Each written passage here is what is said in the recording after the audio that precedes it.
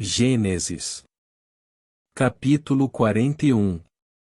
2 anos inteiros se passaram, e o faraó sonhou que estava em pé na margem do rio Nilo. Em seu sonho, viu 7 vacas gordas e saudáveis saírem do rio e começarem a pastar no meio dos juncos. Em seguida, viu outras 7 vacas saírem do Nilo. Eram feias e magras e pararam junto das vacas gordas à beira do rio. Então as vacas feias e magras comeram as 7 vacas gordas e saudáveis. Nessa parte do sonho, o faraó acordou. Depois, voltou a dormir e teve outro sonho. Dessa vez, viu 7 espigas de trigo, cheias e boas, que cresciam em um só talo. Em seguida, apareceram mais 7 espigas, mas elas eram murchas e ressequidas pelo vento do leste. Então as espigas miúdas engoliram as 7 espigas cheias e bem formadas. O faraó acordou novamente e percebeu que era um sonho. Na manhã seguinte, perturbado com os sonhos, o faraó chamou todos os magos e os sábios do Egito. Contou-lhes os sonhos, mas ninguém conseguiu interpretá-los. Por fim, o chefe dos copeiros se pronunciou. Hoje eu me lembrei do meu erro, disse ao faraó. Algum tempo atrás, o Senhor se irou com o chefe dos padeiros e comigo e mandou prender-nos no palácio do capitão da guarda. Certa noite, o chefe dos padeiros e eu tivemos, cada um sonho, e cada sonho tinha o seu significado. Estava conosco na prisão um rapaz hebreu que era escravo do capitão da guarda. Contamos a ele nossos sonhos, e ele explicou o que cada um significava. E tudo aconteceu exatamente como ele havia previsto. Fui restaurado ao meu cargo de chefe dos copeiros, e o chefe dos padeiros foi enforcado em público. Na mesma hora, o faraó mandou chamar José, e ele foi trazido depressa da prisão. Depois de barbear-se e trocar de roupa, apresentou-se ao faraó. Disse o faraó a José: tive um sonho esta noite e ninguém aqui conseguiu me dizer o que ele significa. Soube, porém, que ao ouvir um sonho você é capaz de interpretá-lo. José respondeu: essa capacidade não está em minhas mãos, mas Deus pode revelar o significado ao faraó e acalmá-lo. Então o faraó contou o sonho a José. Em meu sonho, eu estava em pé na margem do rio Nilo e vi 7 vacas gordas e saudáveis saírem do rio e começarem a pastar no meio dos juncos. Em seguida, vi saírem do rio 7 vacas feias e magras que pareciam doentes. Nunca vi animais tão horríveis em toda a terra do Egito. Essas vacas feias e magras comeram as 7 vacas gordas. Contudo, não parecia que haviam acabado de comer as outras vacas, pois continuavam tão magras e feias quanto antes. Então, acordei. Em meu sonho, também vi 7 espigas de trigo, cheias e boas, que cresciam em um só talo. Em seguida, apareceram outras 7 espigas, mas elas eram murchas, miúdas e ressequidas pelo vento do leste. As espigas miúdas engoliram as 7 espigas saudáveis. Contei os sonhos aos magos, mas ninguém foi capaz de dizer o que significam. José respondeu: os 2 sonhos do faraó significam a mesma coisa.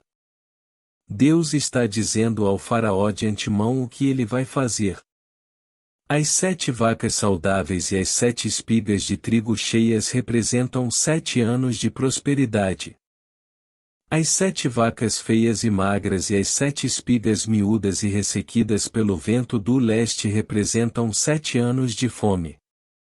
Acontecerá exatamente como eu descrevi, pois Deus revelou ao faraó de antemão o que ele vai fazer. Os próximos 7 anos serão um período de grande prosperidade em toda a terra do Egito. Depois, haverá 7 anos de fome tão grande que toda essa prosperidade será esquecida no Egito, pois a fome destruirá a terra. A escassez de alimento será tão terrível que apagará até a lembrança dos anos de fartura.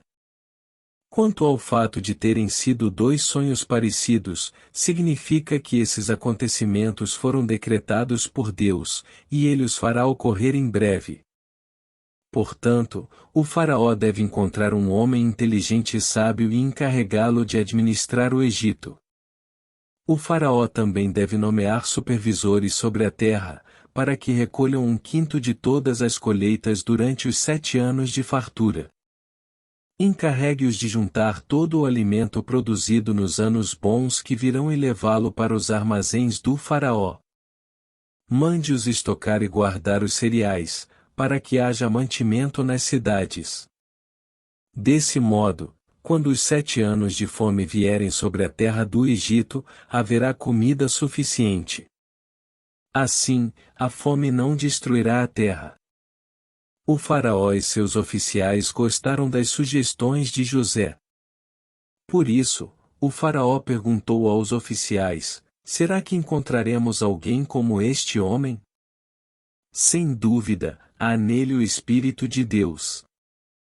Então o faraó disse a José: uma vez que Deus lhe revelou o significado dos sonhos, é evidente que não há ninguém tão inteligente ou sábio quanto você. Ficará encarregado de minha corte, e todo o meu povo obedecerá às suas ordens. Apenas eu, que ocupo o trono, terei uma posição superior à sua. O faraó acrescentou: eu o coloco oficialmente no comando de toda a terra do Egito. Então o faraó tirou do dedo o seu anel com o selo real e o pôs no dedo de José. Mandou vesti-lo com roupas de linho fino e pôs uma corrente de ouro em seu pescoço. Também o fez andar na carruagem reservada para quem era o segundo no poder, e, por onde José passava, gritava-se a ordem: ajoelhem-se. Assim, o faraó colocou José no comando de todo o Egito e lhe disse: eu sou o faraó, mas ninguém levantará a mão ou o pé em toda a terra do Egito sem a sua permissão.